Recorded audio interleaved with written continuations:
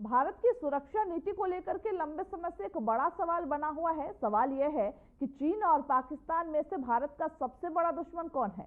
America की खुफिया agency defence intelligence agency DIA की ताजा वर्ल्ड थ्रेट असेसमेंट रिपोर्ट से सवाल का जवाब अब साफ हो गया।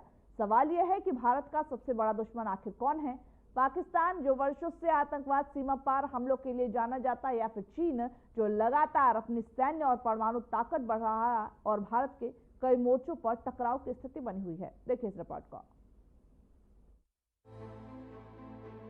पाकिस्तान को लेकर दशकों से केंद्रित रही भारत की विदेश और रक्षा नीति अब एक नए मोड़ पर है, जिसका जिक्र हम आगे करने जा रहे हैं। हम बताने जा रहे हैं कि भारत का असली दुश्मन आखिर कौन है। वैसे तो शायद आपको पता हो, अगर आपको नहीं पता तो आपको अमेरिकी रक्षा खुफिया एजेंसी यानी कि DIA की हालिया रिपोर्ट को जानना होगा, जिसके अनुसार पूरा देश आतंकवाद के खिलाफ एकजुट है, आक्रोश से भरा हुआ है, संकल्पबद्ध है। आज हर भारतीय का यही संकल्प है, हमें आतंकवाद को खत्म करना ही है।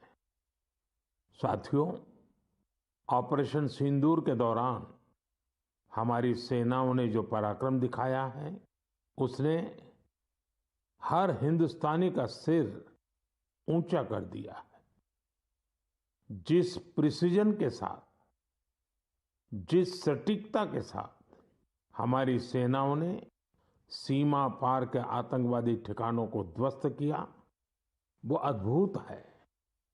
ऑपरेशन सिंदूर ने दुनिया भर में आतंक के खिलाफ लड़ाई को नया विश्वास और उत्साह दिया है। साथियों, ऑपरेशन सिंदूर सिर्फ एक सैन्य मिशन नहीं है, ये हमारे संकल्प, साहस और बदलते भारत की तस्वीर है।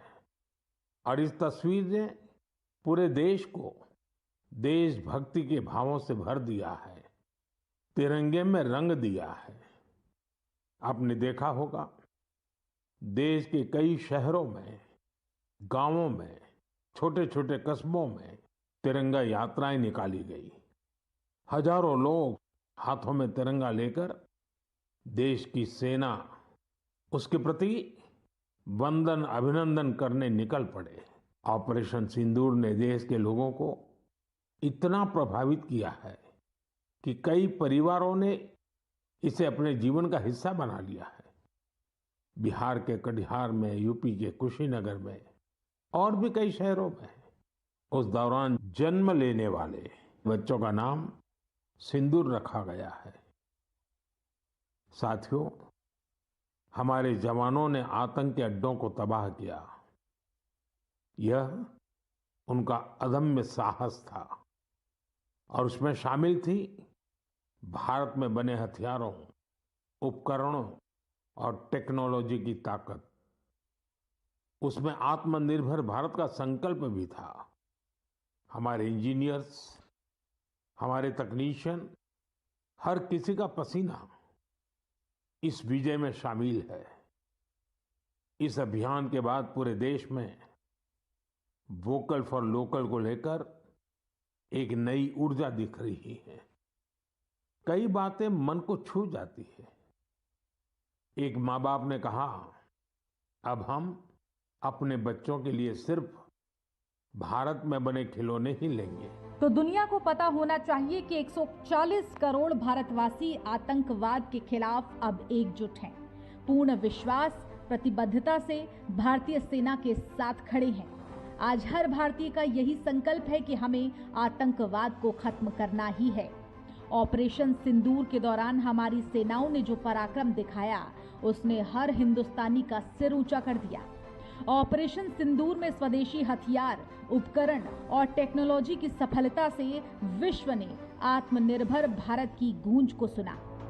भारत का जन गण के मन को नेशन फर्स्ट की भावना, राष्ट्रवादी चेतना और स्वदेशी गौरव बोध से आज पूरा भारत दैदीप्यमान है।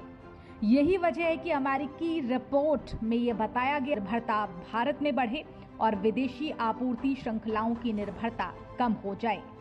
इसके साथ ही भारत हिंद महासागर क्षेत्र और इंडो पैसिफिक में सैन्य अभ्यास, प्रशिक्षण और हथियारों की बिक्री के साथ साथ सूचना साझेदारी के जरिए अपने क्षेत्रीय साझेदारियों को और पुख्ता कर रहा है।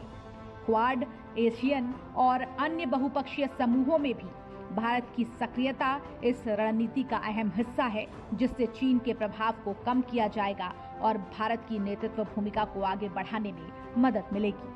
Bureau report. तो चलिए खबरों के हमारे इस बुलेटिन में बस इतना ही।